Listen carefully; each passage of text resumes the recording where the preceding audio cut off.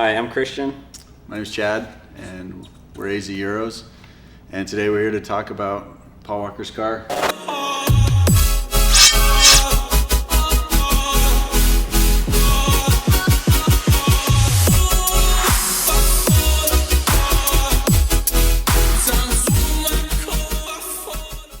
You know, I had just sold a B5 S4 Nagaro Avant at my car lot. I was working in Scottsdale. I was running a car lot, and Christian came by to look at a car for a friend that I was selling. And he rolls up in his Nagaro Avant, and immediately we just had this bond. We had things to talk about, and probably within about 3 months, I was looking for someone to work on my inventory cars for my car lot, and he offered to do side work at his house after, he had a full-time job, but he's like, I'll do it. And he was hustling cars out of his garage, and I think one of the moments where it kind of pushed it over the edge is he's like, hey, I just did a B7 A4 Quattro transmission on floor jacks, and I had my fiance helping me lift the transmission back into the car. We need a lift, and we need to take this to the next level. So, shortly after AZ Euros was started, and we've been going strong ever since. The first time that I came across this car was on a YouTube video that Matt Farah had done. He was walking through a warehouse in Southern California. I believe it was Southern California. It was a bunch of Paul Walker's collection, all his cars stored in a big warehouse, and he had briefly, walked past his car and talked about it for a few seconds and then moved right past it. It was very hard to see exactly what was done to it or what it was, but you could tell it was a B5. You could tell it had wide body front end, and it had some awesome, offset concave BBS style wheels on it. So then it kind of fizzled out. Didn't hear much about the car for a little while. Might have been a few years actually, and then we had caught wind that the collection was being sold. Paul Walker's collection was being sold at the Barrett Jackson auction in 2020. And I was on the Barrett Jackson website looking for Fox body Mustangs, actually, and stumbled across the car. Saw there was only 5 or 6 photos of it, and immediately text Chad the photos and said it was live and the photos were up. And he had actually heard from an employee at Barrett that the collection was being sold, but had forgot to talk to me about it. He knew about it. I knew about it shortly after, but we just hadn't came together on it yet because. And we're so busy around here, sometimes we don't even see each other throughout the day. We are totally thinking it should have probably gone for more. It really should have gone for more if it would have sold for later in the auction, closer to his other collection cars.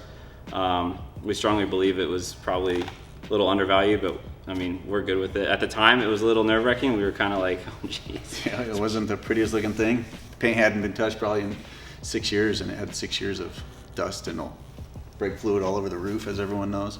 Yeah. I mean, it wasn't in a real healthy condition, so to speak. But but we both were on board to buy it, and we talked about it for months. And the day of the auction, it was a pretty fun day. It was a lot of very nerve-wracking. We couldn't really touch the car. All we could do was just Christian had his flashlight, and he's looking in the grills, like looking at the front mounting brackets and underneath it, trying to see what he can see. And we're just looking at the paint, trying to walk around all the cars to the other side and see, hey, it doesn't have the RS4 rear bumper on it. Like, we could see things like that, but when they bring them out to the tent about an hour before they actually run them on the block, if you have a bid badge, you have access to get in there and actually look at the cars. And that's when we both kind of looked at each other and were like, yeah, the car's not that pretty. It wasn't. At first impression to me was, oh man, this is gonna be a project for the shop, right away. But it wasn't really stopping my feelings of wanting to own it. It was just kind of like, oh man, we were hoping it was just gonna be way nicer, but we had known it sat for a little bit. So. Well, what I remember is up until that point that morning, I think Christian was less excited about the car. And so when we saw the car in the lane, I was like, oh man, he's really not gonna want this car because it looks bad. But I think his level of excitement went from here to here. Like, it went the other way. He was like, the more he looked at it, the more he touched it, the more he was like, we're buying this car. And I was like, oh, sweet, because I want to buy it. I just have to convince him. Christian kept coming back to me and telling me. I kept finding things. He kept telling me all this. Noticing little things here and there, good and bad. You know, seeing the rear quarters are, if, you know, we want to get in a little bit of detail. They're not steel. We think they're carbon. We're not sure. You know, it's probably pieced together from a part out. We're thinking the front end is, at least. It's genuine front end fenders.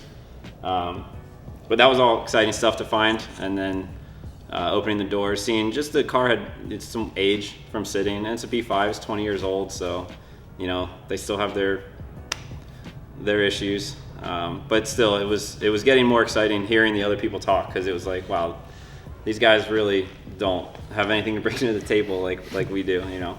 So I think we'd probably done the most research up until that point. There was only one other guy that was asking us, probably trying to feed off of what we thought about it, but I didn't even see him bidding. So after we bought the car, it was pretty exciting. We were definitely relieved, to say the least, because we had ended up with it, you know, all that build up, and we were actually going to take it home. So it unfortunately has to go back and be parked in the tent. We can't check it out at that point.